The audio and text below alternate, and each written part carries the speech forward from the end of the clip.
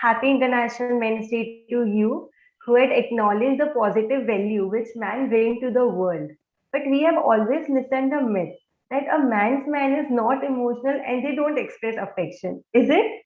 Men have been taught to not feel, express, show emotion, and least of all cry, thanks to all the social stigma that have been built up around it for the centuries. But it's not true. Men have the right to express the feelings, the emotions, the affections. They should be able to communicate it freely. So, myself, Pragya Jain, welcomes you to the Celebrating Manhood of our Series 1, initiated by Shida Power and supported by iWitness. So, this initiative was taken to discuss upon the positive male role models and raise awareness of men's well-being. So, today we have Mr. Prashant Gondalia, who is an administrative trustee of Noble Public School, Surat, Gujarat. He had worked in pharma field for 5 years. He had always dreamt to generate the quality youth who is an asset to the nation. He always believes to the development of society too. With this dream, he started Noble Public School in 2010, and he had successfully running since last 11 years. He had been taking the training sessions in his school and in other schools too. He had been an integral part of the leadership team which develops staff and determines the direction and growth. In his personal life also, he is an enthusiastic home cook for his family, and he also loves to read books. So basically, he's an all-rounder. So before carrying forward to the interview series, we have Ms. Shruti Seth over here, who is the co-founder of iWipnan Digital Marketing Services and Charismatic Academy based in Surat. Being a female entrepreneur, she always believed in empowering young female students of the college. So she started a community called She the Power, in which community runs regular online talk shows and webinars inviting female working professionals from different parts of the country. Being a leader of the community, Shruti Seth is committed to inspire and help to grow the underprivileged girls too. She had been the inspiration to many young girls as well as to the housewives. So let's start with our interview series of celebrating the manhood. I hand over to Ms. Shruti Seth. Thank you. Thank you so much, Pragya. Welcome, sir. Thank you. Thank you, ma'am, for inviting me. So it's our pleasure. Okay, sir. Now we'll start. So, what, according to you, why Men's Day has to be celebrated? Men's day is देखिए, मैं ऐसा बोलूंगा कि ये हमारे लिए सौभाग्य की बात है कि मेंस डे सेलिब्रेट होता है. There is a good part, good human being behind every man. तो जो आज का दिन है वो positive side of men in the society, उसके लिए सेलिब्रेट किया जाता है. तो this is the good part for all the man like me. Sir correct. अभी तक यही सुना है, वुमेन्स डे सेलिब्रेट होता है, चिल्ड्रंस डे सेलिब्रेट होता है, but it's we are lucky that we are taking the part in celebrating this day. Okay sir, you being leader of the school, आप अपने जो फीमेल्स एम्प्लॉइज हैं, आपके जो फीमेल्स कलीग हैं, तो आप उनको उनके करियर में कैसे सपोर्ट करते हैं? यस, इन स्कूल हम जो भी मैं आपको ऐसा बता दूं कि हमारा 80% स्टाफ जो है वो फीमेल स्टाफ है. देयर आर वर्किंग लेडीज, जो हाउसवाइफ है वो भी काफी सारी है जो वर्किंग कर रही है, और वो स्कूल्स के साथ साथ अपने प्रोफेशनल और पर्सनल लाइफ मैनेज कर रही है. तो हम उसके साथ हमेशा एज अ स्टैंड खड़े होते हैं कि उनका पर्सनल लाइफ में और प्रोफेशनल लाइफ में डेवलपमेंट हो. इसलिए हम पूरा सेशन चलाते हैं, उनमें लीडरशिप डेवलपमेंट हो. स्कूल के ग्रोथ के अलावा उनके जो भी पर्सनल इश्यूज है, उनके फैमिली इश्यूज है, बिजनेस का ग्रोथ कैसे किया जाए, आफ्टर स्कूल उनकी इनकम कैसे बढ़ाई जाए, तो उसके लिए भी हम उनके साथ 1-to-1 सेशंस करते हैं, और हमारे ग्रुप सेशंस भी रहते हैं. तो उसके ऊपर हम रेगुलरली वर्क करते हैं, रेगुलरली काम करते हैं. वर्कशॉप्स हमारे होते हैं. हाँ, मतलब बीइंग अ मेल लीडर, आप आपके जो भी फीमेल कलीग हैं उनके स्किल एनहेंसमेंट, स्किल डेवलपमेंट के लिए भी काम करते हैं, जो कि उनका पर्सनल और प्रोफेशनल ग्रोथ ऑब्वियसली ग्रो करेगा ही। Yes yes yes. So sir, ये कहा जाता है कि बॉयज उनके इमोशंस बाहर नहीं निकाल सकते हैं। सो जैसे अगर लड़का रो रहा है तो ही है, उनको ये कहने में आता है कि लड़कियां रोती है, लड़के नहीं रोते। तो सर Yes. आप इसके बारे में क्या कहना चाहेंगे? मैं पर्सनल बताऊं या जनरल बताऊं? दोनों सर। यस। तो मैं पर्सनल पे ही बात करूंगा। तो पर्सनल पे मेरा ऐसा मानना है कि the man side is the more responsible side of society. जो सोसाइटी ने ओवरऑल ये फ्रेम बना के रखा है, तो कहीं ना कहीं मेंस है वो अपने इमोशंस शो नहीं करते, क्योंकि वो ऐसा सोचते, मैं ऐसा सोचता हूँ कि I am the more responsible person for my home और the social things around me. तो मैं पहली रिस्पॉन्सिबिलिटी को उन लोगों के जो भी इमोशंस होते हैं, उनके जो भी एक्सपेक्टेशंस होते हैं, उसको फुलफिल किया जाए, रादर देन मेरी प्रायोरिटी में अपने इमोशंस या अपने फीलिंग्स की प्रायोरिटी को साइड पे रख के my priority is my family and the people around me. Okay, मतलब सर आपने ये पर्सनल लेवल की बात की, और जनरल लेवल के मे बी सोसाइटी में भी ऐसा ही होना चाहिए कि उसको ऐसे प्रिटेंड हो चुका है कि बॉयज कांट क्राई। बॉयज को ऐसा नहीं करना चाहिए, मेंस को ऐसा नहीं करना चाहिए। वो एक सोसाइटी ने पूरा बंधन बना के रखा है, उसको एक फ्रेम में फ्रेम लगा दिया है, तो वो मे बी उस फ्रेम के उसमें से नहीं होते होंगे शायद। तो सर ये मतलब अकॉर्डिंग टू यू, आप जो कह रहे हैं बात सही है कि बीइंग अ मेल मेंबर, आप फैमिली के बड़े हो, आप स्ट्रॉन्ग पिलर हो, तो आप नहीं, मतलब आप अपने आप को कंट्रोल में रखना पड़ता है इमोशनली भी। यस क्योंकि अगर ऐसा है, ये भी सोचने में आता है कि अगर आप अपना कॉन्फिडेंस खो बैठे या आप इमोशनली लो गए, तो हो सकता है आपको देख के फैमिली भी लो हो सकती है। पर सर ये तो एक पार्ट हो गया ना, अगर दूसरे साइड से देखो तो इमोशंस तो, ह्यूमन बीइंग हो तो आप इमोशंस तो है ही आप में।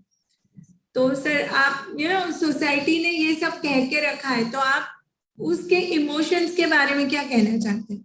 देखिए, मैं पर्सनली ऐसा मानता हूँ कि इमोशंस जो भी है वो किसी न किसी से शेयर करने चाहिए, नियर डियर से शेयर तो करने चाहिए।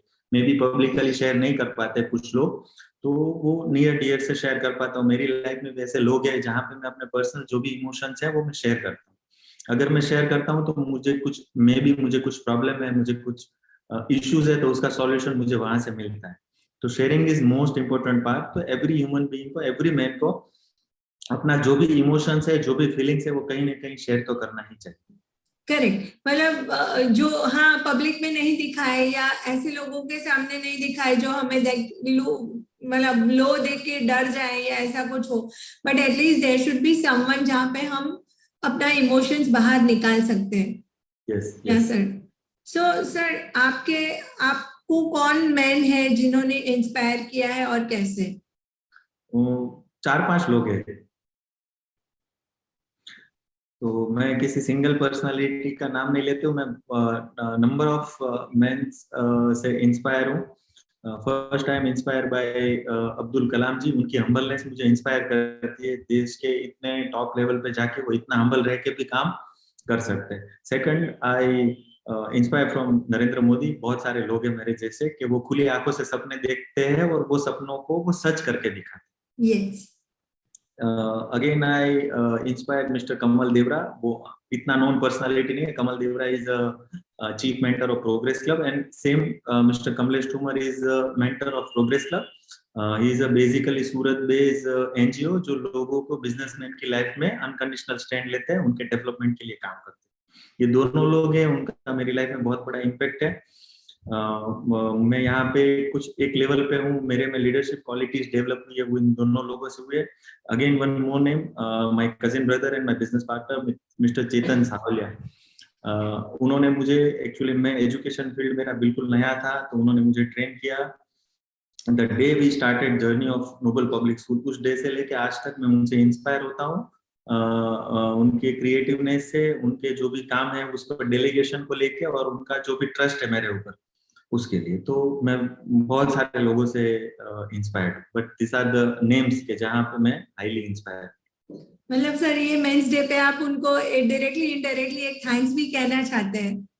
Yes yes yes yes yes, I am all because of this people, directly और इनडायरेक्टली मैं उनसे इंस्पायर हुआ हूँ, और उनको देख के मैं कहीं ना कहीं अपने वर्किंग पैटर्न में, अपने रिलेशनशिप के जो भी उसमें मैं चेंज अपडेट होता जा रहा हूँ, और मैं अपग्रेड कर रहा हूँ अपने आप।